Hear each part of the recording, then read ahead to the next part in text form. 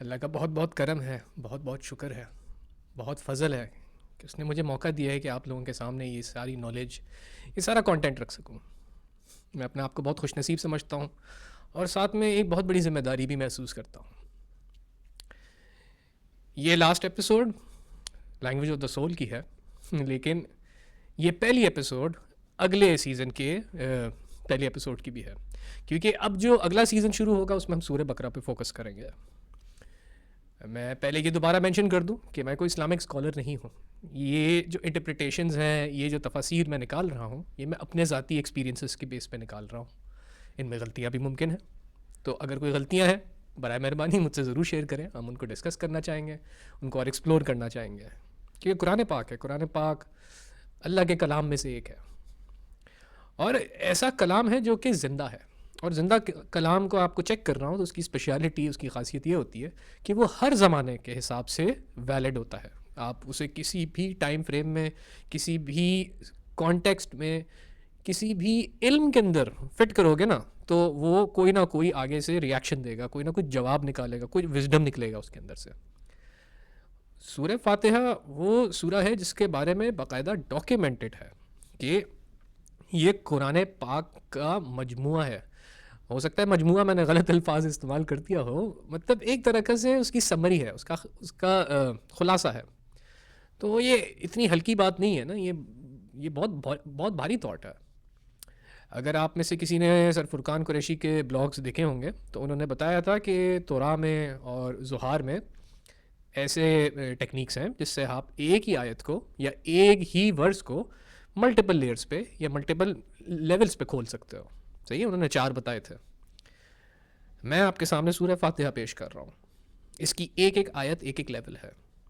आप कोई भी सूरह लें, उसमें सूरह फातिहा की कोई एक आयत लगाएं तो वो रोजेटा स्टोन या ट्रांसलेटर का काम करेगी। वो आपके सामने एक ऐसी नॉलेज निकाल के देगी जो बज़ाहिर तौर पे आपको नहीं दिख रही। अब इसके लिए आपको सूरह फातिहा की मास्टरी होना ज़रूरी है ना, कि आप पूरी तरह समझें कि सूरह फातिहा आपसे 4 लेवल्स पे क्या बात कर रही है। पहला तो लिटरल है, ठीक है, जिसमें आपको अहकामात दिए जा रहे हैं। बिस्मिल्लाहिर्रहमानिर्रहीम मतलब लिटरली कि अल्लाह के नाम से शुरू करता हूँ। फिर इसका जो मेटाफोरिकल मतलब है वो हमने पहली और दूसरी एपिसोड में डिस्कस किया था, ठीक है, जिसमें नुक्ता आ जाता है, बे की जो है मेटाफोरिज्म आ जाता है। सिम्बलिज्म की तरफ हम चले जाते हैं कि जो दिख रहा है वो 2D है, वो किसी 4D 5D 6D कॉन्सेप्ट को भी रिप्रेजेंट कर सकता है। इसलिए ये आखिरी आयत सबसे ज़्यादा ताकतवर और सबसे ज़्यादा राह दिखाने वाली है, ठीक है। इससे आपका कॉम्पस ऑन हो जाएगा, आपका वो अलाइनमेंट होना शुरू हो जाती है जिसके बाद आपको डिवाइन नॉलेज मिल रही है। इसको ट्रांसलेट करने से पहले और इसकी तफसीर बताने से पहले मैं फिर आप लोगों का शुक्र अदा करूँगा कि अल्लाह ताला ने आप लोगों के ज़रिए इस पूरे फ्लो ऑफ नॉलेज को, ठीक है, इन एपिसोड्स को जान बख्शी है। तो प्लीज़ अगर लाइक और सब्सक्राइब नहीं किया तो आप ज़रूर करें, ताकि ये नॉलेज आसानी से ज़्यादा लोगों तक फैलाई जा सके। पहले तो एहदनस सिरात मुस्तकीम, एहदनस यानी अहद कर, एक तरह से हमें सॉलिड कर सिरात मुस्तकीम पे। अब सिरात मुस्तकीम का कॉन्सेप्ट ज़रा क्लियर कर लें, क्योंकि हम यहाँ से जब आगे जा रहे हैं तो कोई फिज़िकल रास्ता नहीं दिख रहा है, ठीक है। सिरात मुस्तकीम, सिरात यानी पुल। अब ऐसा कौन सा पुल है जो सीधा है यहाँ तक कि जब आप रियलिटी को फ्रीक्वेंसीज़ की ज़ुबान में खोलते हो तो हर चीज़ वेव के फॉर्म में चल रही होती है, कोई भी चीज़ टिल नहीं चल रही, कोई भी चीज़ स्ट्रेट नहीं जा रही। तो ये कौन सा पुल है?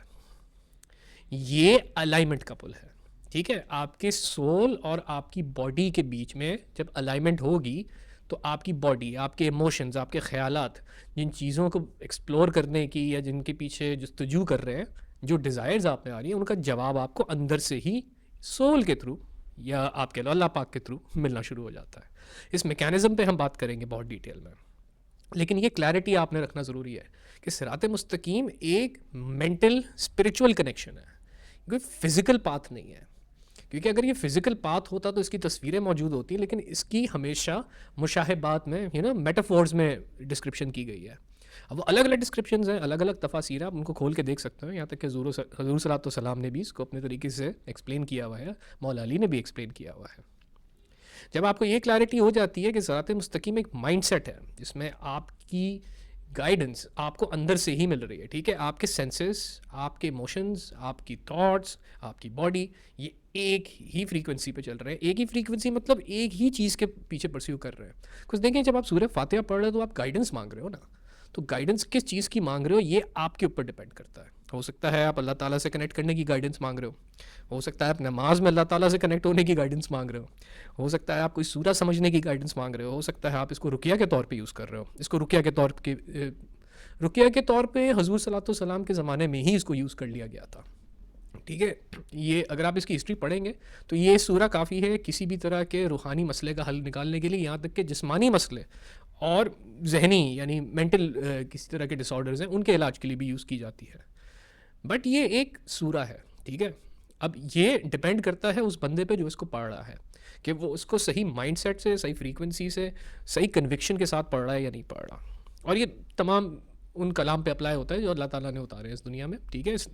कुरान पाक आखिरी किताब है ना, इससे पहले भी कलाम मौजूद है। इसलिए जब हम देखते हैं कि किसी इस्लाम के अलावा किसी और मज़हब का भी अगर आपको शख्स मिले जो कन्विक्शन के साथ, फीलिंग के साथ और तकवा बिलीफ के साथ किसी चीज़ को पढ़ रहा होता है तो उसका असर अल्लाह ताला उसमें दिखाना शुरू कर देते हैं। ये कन्विक्शन आपके अंदर आना ज़रूरी है। आपको अपने अंदर की आवाज़ को पहले तो काम डाउन करके सुनना ज़रूरी है, जो आप नमाज़ पढ़ के कर सकते हो। नमाज़ पढ़ने से बॉडी काम डाउन हो जाती है, सोल का कनेक्शन बेहतर होना शुरू हो जाता है। फिर आप क्लैरिटी लाते हो कि आपको किस चीज़ का जवाब चाहिए, ठीक है। एक वक्त में एक चीज़ लें, 15-20 चीज़ें एक साथ ना लें, one step at a time जाना है। और अगली आयत आपको बताती है कि किस तरह से जाना है, ठीक है, जिसको मैं आयत ऑफ द पॉलीमैथ कहता हूँ। ये मेरा अपना पर्सनल दिया हुआ इसको टाइटल है, क्योंकि पॉलीमैथ एक ऐसी चीज़ है जो ज़्यादातर पैदाइशी होते हैं, ठीक है। इसको सीखा भी जा सकता है, कोई इतनी मुश्किल बात नहीं है, बहुत लोगों ने स्किल सीखी भी है। बट जो पैदाइशी पॉलीमैथ होता है वो यूजुअली सोसाइटी में बड़ा स्टैंड आउट कर रहा होता है क्योंकि कम होते हैं। पॉलीमैथ, पॉली मतलब 3 या 3 से ज़्यादा और मैथ मतलब हिसाब। तो पॉलीमैथ एक ऐसा इंसान है जो अलग अलग चीज़ों के बीच में कनेक्शन, उनके बीच के आपस के ताल्लुक़ को, उनकी डिपेंडेंसीज़ को समझ पा रहा होता है। अब ज़रूरी नहीं है कि पॉलीमैथ है तो आप इंटेलिजेंट भी हैं, ठीक है। ये एक स्किल है, ये एक कुदरती एबिलिटी है। इसको पैटर्न रिकग्निशन भी कहा जा सकता है ऑन अ सिंपल लेवल।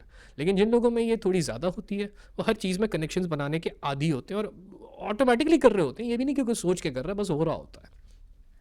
और जो लोग पैदाइशी पॉलीमैथ होते हैं वो फ़ौरन समझेंगे कि मैं क्या कह रहा हूँ ठीक है। क्योंकि जब सिरातुल लज़ीना अनअमता अलैहिम, ठीक है, सिरातुल लज़ीना उन लोगों की सिरात पे, लज़ीना मतलब लोग ना, तो उन लोगों के रास्ते पे हमें चला जिन पे अनअमता अलैहिम तेरा इनाम रहा है, ठीक है वग़ैरिल मग़दूबि अलैहिम, उन लोगों के रास्ते पे नहीं जिन पे मग़दूबि अलैहिम, ठीक है, जिनसे तुझे गुस्सा है, वलद्दालीन, और जो बिल्कुल ही द्वालीन है। द्वालीन मतलब एस्ट्रे चले गए हैं। जब मैं इस आयत को देखता हूँ तो सबसे पहले तो इसमें से तीन क्राइटेरियाज निकलते हैं ऑफ नॉलेज, कि नॉलेज कैसे हासिल करनी है, ठीक है ना। पहली वो नॉलेज है जो आप जैसे ही हासिल करना शुरू करोगे उसका कोई ना कोई आपको इम्पैक्ट दिखेगा कि इसका कोई ना कोई फ़ायदा है, ये ना, अनमता अलैहिम, कोई इनाम मिलेगा। अगर आप अपनी बॉडी के बारे में सीख रहे हो तो उसका आपको कोई फ़ायदा होगा ना, बॉडी पे कंट्रोल बेहतर आएगा। बॉडी के बारे में सीख रहे हो और बॉडी पे कंट्रोल हासिल नहीं हो रहा तो या तो नॉलेज गलत आप हासिल कर रहे हो, ठीक है, कोई फ़ायदा नहीं दे रही है, या फिर आप उसको अप्लाई ठीक से नहीं कर रहे हो कि कोई गाइडेंस या टीचर की ज़रूरत है। इसको मैथमेटिक्स में कहते हैं नॉन नोन्स, ऐसे सवाल जिनके जवाब एग्जिस्ट करते हैं और तमीज़ के सिंपल परफेक्ट जवाब हैं। आप उस जवाब तक पहुंचोगे, आपको क्लैरिटी भी मिलेगी, आप उससे फ़ायदा भी ले पाओगे। गैरिल मग़दूबि अलैहिम ठीक है, वो रास्ता जिस पे तेरा गज़ब है, लोग मग़दूब हो रहे हैं। यानी एक ऐसा रास्ता भी है, ऐसे सवाल भी हैं कि हमें लगेगा उसका जवाब हमें मिल गया, लेकिन वो जवाब हम कभी फाइंड आउट नहीं कर सकते, ठीक है। इसको कहते हैं नोन अननोन्स, ठीक है। ऐसे सवाल जिनके जवाब प्रोसेस करना या समझ पाना ह्यूमन कैपेबिलिटी के बाहर है। अब ह्यूमन कैपेबिलिटी है, इंसान की क्या लिमिटेशंस हैं, इन पे हम डिटेल में आगे ज़रूर बात करेंगे। बट यहाँ पे आपको दो ये लेवल्स मिल गए। और तीसरा है वाला द्वालीन कंप्लीटली एस्ट्रे, यानी उनको सही सवाल भी नहीं पता और उनको सही जवाब भी नहीं पता, लेकिन इनको लग रहा होगा कि इनको सही सवाल भी पता है, सही जवाब भी पता है। ये जो तीनों कैटेगरीज बताई गई हैं, इन तीनों के अंदर जो लोग हैं जो इन पाथ्स पे चल रहे हैं, ठीक है, पहला तो बिल्कुल आपका अनमता अलैहिम का पाथ है जिसमें आपको प्रॉफिट हो रहा है, फ़ायदा हो रहा है और दिख रहा है कि फ़ायदा हो रहा है, आप अप्लाई नहीं कर रहे, वो अलग चीज़ है। दूसरा वाला पास मकदूब है, ठीक है, वो लोग जिन पे गुस्सा, अल्लाह ताला का गुस्सा है, यानी अल्लाह ताला कम्युनिकेशन में है उनसे, बेसिक नीड्स उनकी फुलफिल हो रही हैं, उनको जो चीज़ें दी जा रही हैं वो टेस्ट के तौर पे दी जा रही हैं, उनसे उनको कोई इनाम नहीं मिल रहा, उससे उनको चैलेंज किया जा रहा है और वो बार बार उसी लूप में फंसे जा रहे हैं, उससे बाहर नहीं आ पा रहे क्योंकि उनको क्लैरिटी नहीं है कि उनको क्या चाहिए। ठीक है, एक तो पहला स्टेप है, ठीक है, अनमता अलैहिम बिल्कुल एग्जैक्टली पता है आपको किस चीज़ पे गाइडेंस चाहिए। फिर मकतूब अलैहिम, आप थोड़े क्लियर नहीं हो, ठीक है, आप मतलबी या अपने ऊपर ज़्यादा फोकस कर रहे हो, आपने सही चीज़ों को फिगर आउट नहीं किया हुआ कि आपको एग्जैक्टली लाइफ में चाहिए क्या है, आप किसी इमोशन की बेस पे फंक्शन कर रहे हो, आप गुस्से पे चल रहे हो या आप डर पे चल रहे हो या आप लालच पे चल रहे हो, समझ रहे ना, ये अलग अलग फ्रीक्वेंसियाँ हैं, फ्रीक्वेंसी बाकायदा आपकी नीयत, आपके इमोशंस को ही मैं कह रहा होता हूँ। और आखिरी वाला दो वाला दुआली ने आपको पता ही नहीं आप क्या कर रहे हो, कंप्लीटली जिसको कहते हैं ना अंग्रेजी dazed and confused, no clarity on life whatsoever. अब ये 3 लेवल्स जब आपको क्लियर हो जाएंगे तो आप खुद ही आइडेंटिफाई कर पाओगे कि आप इस वक्त कहाँ हो, आप लाइफ में जिस चीज़ पे फोकस कर रहे हो उसकी क्लैरिटी है आपको, ठीक है, वो चीज़ समझ में आ रही है नहीं आ रही है। अगर वो चीज़ समझ में आ रही है तो उससे कोई ना कोई फ़ायदा मिलेगा, फ़ायदा मिलेगा तो फिर गाइडेंस भी मिलेगी, तो उसको परस्यू करते रहें। जहाँ पे आपकी नॉलेज जो चीज़ आप हासिल करने जा रहे हो उससे कोई फ़ायदा नहीं मिल रहा है या फिर वो आपको कंफ्यूज किए जा रही है, लूप किए जा रही है, या तो फिर उसमें आप दुआ करें गाइडेंस के लिए कि आपको कोई आके गाइड कर दे, और नहीं कर पा रहा तो आपने उस नॉलेज से बाहर आ जाना है। ये बेसिक लॉज हैं स्पिरिचुअलिटी के और एक पॉलीमैथ के, एक पॉलीमैथ और एक स्पिरिचुअल आदमी में ना ज़्यादा गैप नहीं होता, क्योंकि जब आप स्पिरिचुअलिटी को समझ जाते हो तो आप एक पॉलीमैथ के माइंडसेट को समझ जाते हो, क्योंकि एक पॉलीमैथ बाय डिफ़ॉल्ट हर चीज़ को जोड़ जोड़ के ही देख रहा होता है और हर चीज़ एनर्जी के लेवल पर जुड़ी हुई है, कनेक्टेड है। ये अब क्वांटम फिजिक्स भी साबित कर रही है, और ये जो मैंने आपको अभी आयत बताई, ठीक है, इस आयत में आपके सामने क्लियरली क्वांटम फिजिक्स का ऑब्जर्वर इफेक्ट जो है वो अप्लाई हो रहा है। वो जो स्ट्रेट लाइन है, जैसे हमने डबल स्लिट एक्सपेरिमेंट में पहले डिस्कस भी किया था, स्ट्रेट लाइन लाइट की तब अपेयर होती है जब उसको कोई देख रहा होता है।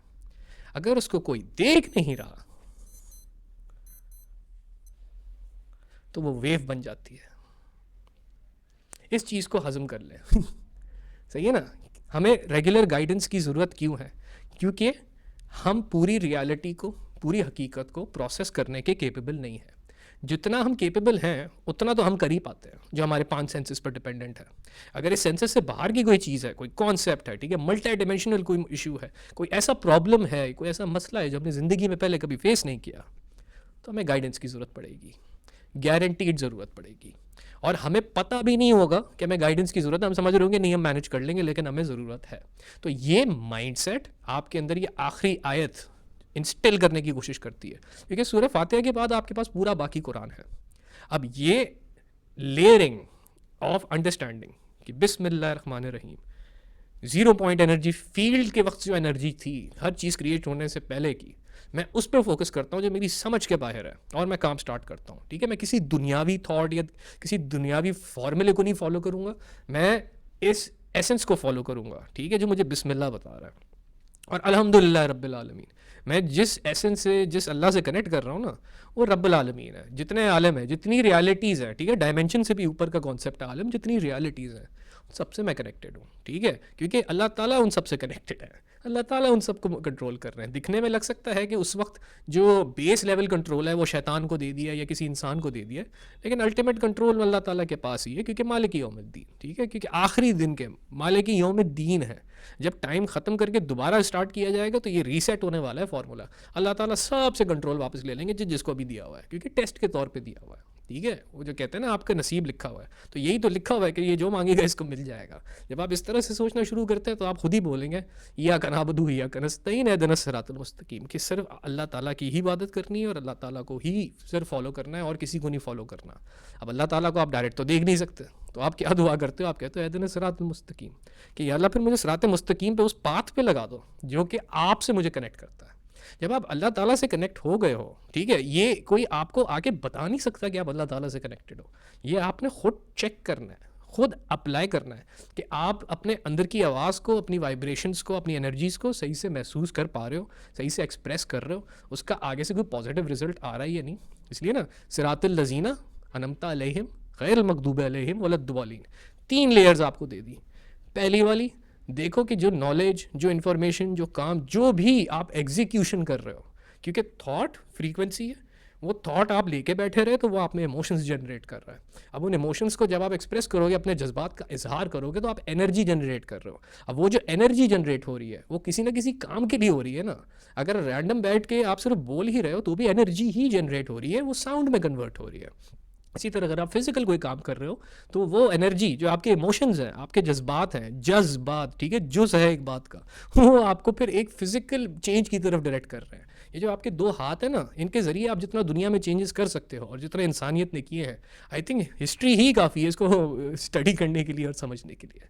अब ये 3 क्राइटेरियाज पे आपने ऑपरेट करना है। अगर ये 3 क्राइटेरियाज आपके माइंड में खुले हुए नहीं है कि नॉलेज को खोलना, परस्यू करना शुरू करूँ, गाइडेंस के साथ करूँ, हमेशा इस माइंड से चलूँ कि मैं अकेला नहीं हूँ, मेरे साथ कोई है जो मुझे बैक कर रहा है। अगर ये फीलिंग मेरे अंदर नहीं आ पा रही तो मैं फिजिकली जाके एक टीचर के पास जाऊँ, उससे वो माइंड सेट सीखूँ कि मैं जब नॉलेज को सीख रहा हूँ, नॉलेज के अंदर जा रहा हूँ, तो मैं फंसूँ नहीं। ठीक है, ये आपने क्लैरिटी पकड़नी है। ये आखिरी आयत आपको समझाती है, ये लिटरली आपको बता रही है कि पॉलीमैथ का माइंड कैसे काम करता है। क्योंकि पॉलीमैथ्स ऐसे लोग होते हैं जो कि एक नॉलेज में घुसते हैं, 6 महीने साल के अंदर उसको मास्टर कर लेंगे और फिर बोर होना शुरू हो जाते हैं, क्योंकि उनको एग्जैक्ट समझ में आ गया होता है वो चीज़ अब काम कैसे कर रही है। और ये जो 3 क्राइटेरियाज हैं वो उन पे काम कर रहे हैं। जब आप एक चीज़ को मास्टर कर लेते हो ना, तो फिर उसकी वैल्यू आपके लिए बहुत डिफरेंट हो जाती है। जब एक चीज़ आपने मास्टर नहीं की होती तो आपको उसके अंदर मिस्ट्री मिलती है, एडवेंचर मिलता है, आपको लगता है कि शायद मैं कुछ ऐसा अचीव कर लूँगा। आपका माइंड आपको बेसिकली कह रहा होता है ना कि ये ग्रैंडर है, बिगर देन लाइफ है, अगर मैं ये स्किल हासिल कर लूँगा तो पता नहीं कुछ सुपर ह्यूमन बन जाऊँगा। होता कुछ भी नहीं है। और ये एक बहुत गंदी एडिक्शन भी है जो आपको बहुत पॉलीमैथ्स में मिलेगी, कि वो मल्टी डिसिप्लिन्स को मास्टर करके बैठे होते हैं लेकिन लाइफ में बोर हो रहे होते हैं। अब वो बोर ना हो इसीलिए ये आखिरी आयत में स्पेशली पॉलीमैथ्स के लिए इस्लाम में ये फार्मूला दिया गया, और ये कुरान की लिटरली पहली सूरा के अंदर लिखा हुआ है। इस मैकेनिज़्म पे ही काम करने के लिए मैंने छोटे छोटे व्हाट्सएप ग्रुप्स बनाए हैं, जिनको मैं 1-on-1 भी ट्यूटर कर रहा हूँ, और आहिस्ता आहिस्ता उनको ग्रुप्स में बनाने की कोशिश कर रहा हूँ ताकि वो मिलकर किसी एक प्रोजेक्ट पे काम करें, कुछ ऐसा करें जिनसे आपको अपनी ये पॉलीमैथ लेवल स्किल्स जो है ना, ये मतलब शार्पन करने को मिले। क्योंकि नॉर्मल लाइफ के अंदर आपको ये चीज़ें पॉलिश करने को मिलती नहीं है। ये आपको तब मिलेंगी जब आप किसी के साथ कनेक्ट करोगे और अपनी ही फ्रीक्वेंसी पे, अपने जो भी आपकी इस वक्त फ्रीक्वेंसी चल रही है उस पर अगले से बात करोगे, और वो आपकी बात सुनेगा, माइंड नहीं करेगा। अगर आप लोगों में से किसी को भी लगता है कि आपके अंदर ये स्किल पॉलीमैथ की मौजूद है और आप नॉर्मल ज़िंदगी गुजार रहे हो, तो आप एक सुपर पावर को ज़ाया कर रहे हो जो आपके अंदर बाय डिफ़ॉल्ट लगी हुई है। देखें, मेजॉरिटी दुनिया जो है ना वो पॉलीमैथ को पागल ही समझती रही है। बहुत रिसेंटली जहाँ कि दुनिया ने इन चीज़ों को एज अ साइंटिस्ट या एज अ रिसर्चर या एज अ एंटरप्रेन्योर देखना शुरू किया। ये अलग अलग पॉलीमैथ की लेवल है जो मल्टीपल डिसिप्लिन्स को कनेक्ट करके साथ लेके चल सक रहे होते हैं। इसकी कोई ऑफिशियल ट्रेनिंग नहीं होती है। ये आपकी ज़िंदगी पे, आपकी लाइफ के लर्निंग्स पे बहुत ज़्यादा सब्जेक्टिवली डिपेंड करता है कि आप किस तरह के सिस्टम से गुजर रहे हो। आपको अपने अंदर ऑब्जर्वेशन की स्किल डेवलप करनी है और एनालिटिकल माइंड रखना है। दुनिया के काम है ना, उनके लिए दिमाग की ज़रूरत होती है। जब आप स्पिरिचुअल कामों की तरफ आ रहे हो या रूहानियत की तरफ आ रहे हो, वहाँ दिमाग का कोई काम नहीं है। मैंने इसलिए सूरह फातिहा के ऊपर ये सीरीज़ जो है ना, इसका पहला सीज़न आपके सामने ला के रखा है, क्योंकि इसमें 7 लेवल्स बताए गए हैं ऑफ योर माइंड सेट, कि आप बिस्मिल्लाह से चलते चलते जब आखिरी आयत तक आते हो तो आपका माइंड 3 लेवल्स पे ऑपरेट कर रहा है। ठीक है, आप नॉलेज को प्रोसेस कर रहे हो, उसे चेक कर रहे हो कि सही है या बुरी है, और फिर ये देख रहे हो कि वो हेल्दी है या फिर डिस्ट्रक्टिव है आपके लिए। अब समझ रहे हैं, आहिस्ता आहिस्ता ये आपके पैरामीटर्स होते हैं सोचने के, ये टाइम के साथ बढ़ते हैं, कम होते हैं। आप कंपनी के लिए काम करोगे तो अब आप एज अ कंपनी सोच रहे होगे, आप फैमिली के लिए काम करोगे आप एज अ फैमिली यूनिट सोचोगे। बहुत चेंजेस माइंड के अंदर आते हैं, और ये पॉलीमैथ नेचुरली कर रहा होता है। मैं दोबारा आप लोगों से कहूँगा, आप लोगों का बहुत बहुत शुक्रिया है कि आप लोगों ने सीरीज़ के लिए मेरा इतना इंतज़ार फरमाया है। एक दफ़ा फिर आप लोगों से रिक्वेस्ट करूंगा कि अगर मुझे फ़ंड कर सकते हैं तो प्लीज़ फ़ंड करते रहें, ताकि ये सीरीज़ अब एक फ़्लो के साथ 2-3 महीने तक चले। मैंने पॉज इसलिए लिया क्योंकि अब मैंने टीचिंग शुरू कर दी है। ऑफिशियली अब मैं टीचिंग कर रहा हूँ। आप में से कोई अगर मेरे कोर्सेज़ में इंटरेस्टेड है तो प्लीज़ मुझे 1-on-1 कॉन्टैक्ट कीजिएगा। मेरे अलावा आपको कोई और इन्फॉर्मेशन नहीं देगा कि क्या कोर्सेज़ पढ़ाए जा रहे हैं और किस डायरेक्शन में पढ़ाए जा रहे हैं। मेरा व्हाट्सएप नंबर 0334384539 है, और आप मुझे इंस्टाग्राम पे talat_spiritual guide से भी ढूंढ सकते हैं। अल्लाह का बहुत करम है, बहुत शुक्र है कि वो मुझे ये मौका अता फरमाता है। इंशाल्लाह मैं आपको बहुत जल्दी अब एक लाइव स्ट्रीम में मिलूँगा। लाइव स्ट्रीम में हम यही मैप ऑफ कॉन्शियसनेस को आगे कंप्लीट करेंगे, क्योंकि मुझे लगता है, अब ये मेरा अपना पर्सनल ओपिनियन है, कि आप लोग अगर सिर्फ अपने जज्बात को ही मास्टर कर लें, तो जज्बात की मास्टरी स्पिरिचुअलिटी की बेसिकली बेसिक्स हो गई, ठीक है। बेसिक्स यही है कि आपको अपने माइंड और इमोशंस को मास्टर करना होता है, और वो इस किताब के ज़रिए करना काफ़ी आसान है। इसलिए इस किताब के पीछे मैं पढ़ा हूँ, बजाय कि मैं बहुत कॉम्प्लेक्स अरबी में या फिर टेक्निकल टर्म्स में आप लोगों के साथ घुसूँ। और इसमें अगर आप लोगों के हिसाब से मुश्किल अंग्रेज़ी है, तो मेरे लाइव लेक्चर्स हैं, आप उनको देख सकते हैं, मुझसे सवाल कर सकते हैं। मैं वहाँ पे आप लोगों को गाइडेंस जितनी हो सकेगी मुझसे ज़रूर प्रोवाइड करूँगा। और काउंसलिंग सेशंस के लिए या फिर वन ऑन वन आपकी गाइडेंस सेशंस के लिए मैं अवेलेबल हूँ, लेकिन आप प्लीज़ मुझसे व्हाट्सएप पे कांटेक्ट करके एक टाइम स्केड्यूल करा लीजिए। टाइम स्केड्यूल हो जाता है तो आसानी हो जाती है, क्योंकि इन सेशंस की कोई फिक्स ड्यूरेशन नहीं होती। कुछ सेशंस ऐसे भी हैं जो हफ्ता भी चले हैं, मतलब हफ्ता नॉन स्टॉप बात नहीं हुई, लेकिन मुझे रेगुलर अपडेट रखना पड़ा उस शख्स का, देखने के लिए कि वो सही से गाइडेड चल रहा है या नहीं चल रहा। प्लीज़ जितना हो सके खुद को टाइम दें, ठीक है। अपने इमोशंस को समझने की कोशिश करें।